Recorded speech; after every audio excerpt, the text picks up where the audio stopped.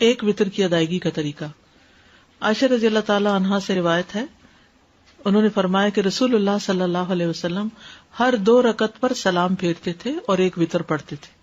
یعنی چاہے آپ 3 رکعتوں پڑھنا چاہتے ہیں تو 2 رکعتیں پڑھ کے پھر ایک الگ رکعت. ٹھیک، آپ نے کبھی حرم میں وتر پڑھے؟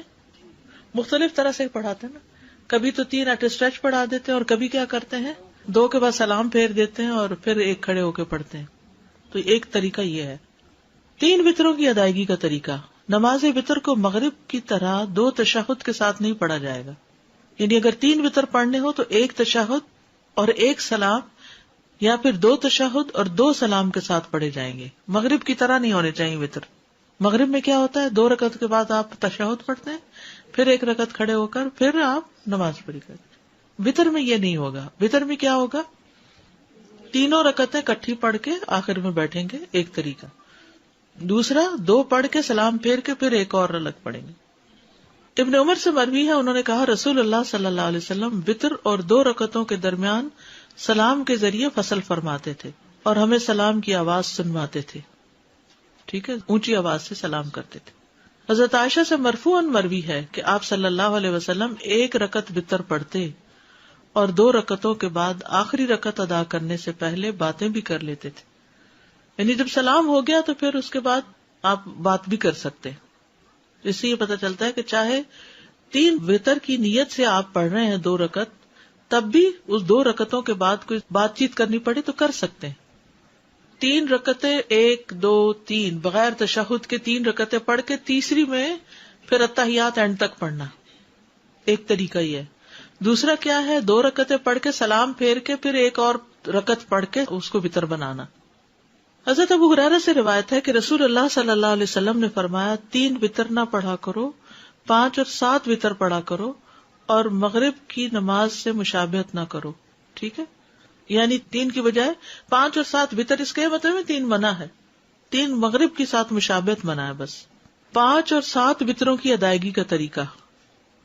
حضرت عائشہ سے مروی ہے کہ رسول اللہ صلی اللہ علیہ وسلم وتر کی 5 رکعتیں ادا کرتے اور ان کے درمیان بیٹھتے نہیں تھے، یہاں تک کہ 5ویں رکعت پہ بیٹھتے اور سلام پھیرتے. ایک یہ طریقہ ہے. اگر آپ 5 وتر پڑھ رہے ہیں تو 5ویں رکعت پہ.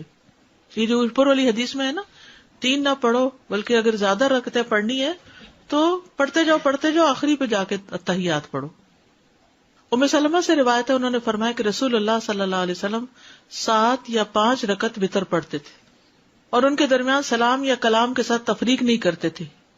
میں نے ایسی مساجد میں نماز پڑھی ہے جہاں امام نے اسی طرح 5 ایٹ اے اسٹریچ پڑھائے تراویح کے بعد. ٹھیک ہے، تو اس طرح پڑھ سکتے ہیں.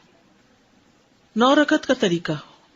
زرارہ بن اوفا سے مروی ہے کہ جب سعد بن ہشام بن عامر ہمارے پاس آئے تو انہوں نے ہمیں بتایا کہ میں ابن عباس کے پاس گیا اور ان سے رسول اللہ صلی اللہ علیہ وسلم کے وتر کے بارے میں سوال کیا.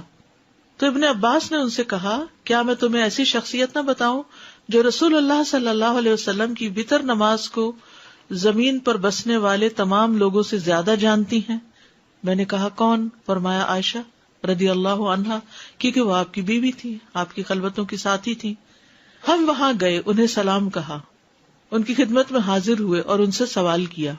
میں نے کہا مجھے رسول اللہ صلی اللہ علیہ وسلم کی وتر نماز کے بارے میں بتائیے. فرمانے لگی ہم آپ صلی اللہ علیہ وسلم کے لیے آپ کی مسواک اور آپ کے وضو کا پانی تیار رکھتے تھے. رات کو جس وقت اللہ عز و جل چاہتا آپ کو جگا دیتا. آپ مسواک اور وضو فرماتے، پھر 9 رکعتیں اس طرح پڑھتے کہ 8ویں رکعت کے علاوہ کسی رکعت میں تشہد کے لیے نہ بیٹھتے، اور 8ویں رکعت میں تشہد وغیرہ اور دعا تک پڑھ کے پھر کھڑے ہو کر پھر 1 رکعت پڑھتے، یعنی سلام کے بغیر. اے بیٹے، پھر جب رسول اللہ صلی اللہ علیہ وسلم بوڑھے ہو گئے اور آپ کو گوشت نے پکڑ لیا تو 7 رکعت پڑھ کر سلام پھیرتے اور بیٹھ کر 2 رکعت پڑھتے. تو اے بیٹا یہ 9 ہو گئی.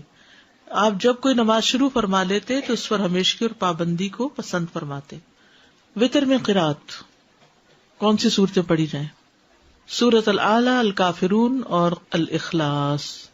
ابی بن کعب رضی اللہ عنہ سے روایت ہے کہ رسول اللہ صلی اللہ علیہ وسلم 3 رکعت وتر پڑھتے. پہلی رکعت میں سبح اسم ربک الاعلی، دوسری میں قل یا ایھا الکافرون اور تیسری میں قل ھو اللہ احد پڑھتے تھے. معوذتین. عبدالعزیز بن جراج کہتے ہیں کہ ہم نے ام المومنین عائشہ رضی اللہ عنہا سے پوچھا کہ رسول اللہ صلی اللہ علیہ وسلم وتر میں کون سی صورتیں پڑھتے تھے؟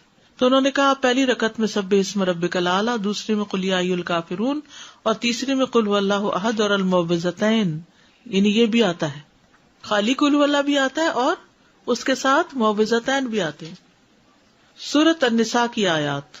ابو موسیٰ اشعری رضی اللہ عنہ دوران سفر مکہ اور مدینہ کے درمیان تھے، تو انہوں نے عشاء کی نماز 2 رکعت پڑھی، پھر کھڑے ہوئے اور 1 رکعت وتر پڑھا، اور اس میں سورۃ النساء کی 100 آیتیں پڑھی۔ ٹھیک ہے، تو ایسے بھی وتر پڑھ سکتے ہیں، 1 رکعت لیکن بہت لمبی رکعت۔ پھر فرمایا میں نے اس بات میں ذرا بھر کوتاہی نہیں کی کہ اپنے قدم وہاں رکھوں جہاں رسول اللہ صلی اللہ علیہ وسلم نے اپنے قدم رکھے، اور وہی کچھ پڑھوں جو رسول اللہ صلی اللہ علیہ وسلم نے پڑھا۔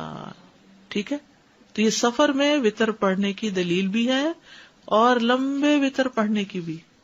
یعنی آپ اگر عشاء کے ساتھ وتر پڑھنا چاہتے ہیں تو سورۃ الاعلی اور کافرون اور اخلاص پڑھ کے ختم کر دیں، اور اگر آپ صبح تہجد کے وقت پڑھنا چاہتے ہیں تو 2 کر کے آپ الگ سے بھی 3 وتر پڑھ سکتے ہیں، اور آپ 8 رکعتیں ایٹ اسٹریچ پڑھ کے بیٹھ کے پھر 9ویں پہ بھی پڑھ سکتے ہیں۔ تو جو بھی آپ کو سوٹ کرتا ہو آپ کر سکتے ہیں۔ ٹھیک ہے، اب یہ ویرائٹی آپ کو فرض نمازوں میں نہیں ملے گی، یہ صرف وتر میں ہی ہے، کیونکہ اس کے ساتھ نفل ہے۔ دعائے قنوت، رکوع سے پہلے دعا کرنا۔ ابی ابن کعب سے روایت ہے رسول اللہ صلی اللہ علیہ وسلم وتر پڑھتے تھے تو رکوع سے پہلے دعائے قنوت پڑھتے تھے، یعنی سورۃ فاتحہ پڑھی، سورت ملائی، اور اس کے بعد دعائے قنوت پڑھی، اور اس کے بعد رکوع میں گئے، پھر سجدے میں گئے، قیام میں ہی پڑھ لی۔ دعائے قنوت کے الفاظ، ابو حورا سے روایت ہے انہوں نے کہا کہ حسن بن علی رضی اللہ عنہما نے بیان کیا کہ رسول اللہ صلی اللہ علیہ وسلم نے مجھے کچھ کلمات سکھائے جنہیں میں قنوت وتر میں کہا کروں۔ اللہم اہدنی فی من ہدیت، وعافنی فی من عافیت، وتولنی فی من تولیت، وبارک لی فیما اعطیت، وقنی شر ما قضیت، انک تقضی ولا یقضی علیک، وانہ لا یذل من والیت ولا یعز من عادیت، تبارکت ربنا وتعالیت۔ ٹھیک ہے، ایک اور دعا علی بن ابی طالب رضی اللہ عنہ سے مروی ہے کہ رسول اللہ صلی اللہ علیہ وسلم اپنے وتر کے آخر میں یہ کہا کرتے تھے، اللہم انی اعوذ برضاک من سخطک وبمعافاتک من عقوبتک واعوذ بک منک لا احصی ثناء علیک انت کما اثنیت علی نفسک۔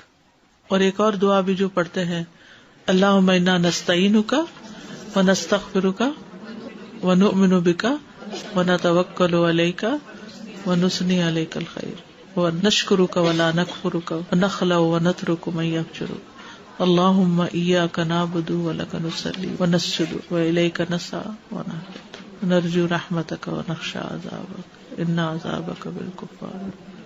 وتر کی بعد کی دعا، وتر کے بعد کی دعا۔ ابی ابن کعب سے روایت ہے کہ رسول اللہ صلی اللہ علیہ وسلم 3 رکعات وتر پڑھتے، پھر جب فارغ ہوتے تو فراغت کے وقت 3 دفعہ سبحان الملک القدوس، پاک ہے بادشاہ نہایت مقدس، یعنی اللہ تعالیٰ کی تعریف بیان کرتے، یہ پڑھتے، آخری مرتبہ لمبا کر کے پڑھتے، سبحان الملک القدوس سبحان الملک القدوس سبحان الملک القدوس، ایسے لمبا کر کے پڑھتے۔